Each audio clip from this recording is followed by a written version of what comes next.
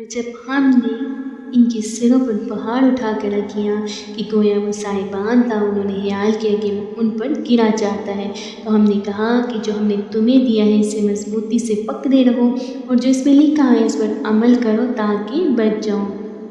हज़रत अब्दुल्ला बिन अब्बास रज़ियल्लाहु अन्हुमा और दीगर उलमा बयान करते हैं कि जब मूसा अलैहिस्सलाम तौरात की तख्तियाँ लेकर आए तो बनी इसराइल को हुक्म दिया कि इसे कबूल करें और पुख्ता इज़्म के साथ इस पर अमल करें।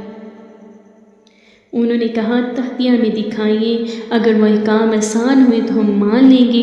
मूसा अलैहिस्सलाम ने फरमाया, बल्कि तमाम को कबूल करो। दोनों तरफ से कई बार ये बात कही गई। तब अल्लाह ताला ने फरिश्तों को हुक्म दिया तो उन्होंने पहाड़ को उठाकर उन लोगों के सरों पर इस तरह मोले कर दिया कि गोया वो बादल हों, और उनसे कहा गया कि अगर कबूल नहीं करोगे तो ये पहाड़ तुम पर गिर पड़ेगा। तब उन्होंने कबूल किया। उन्हें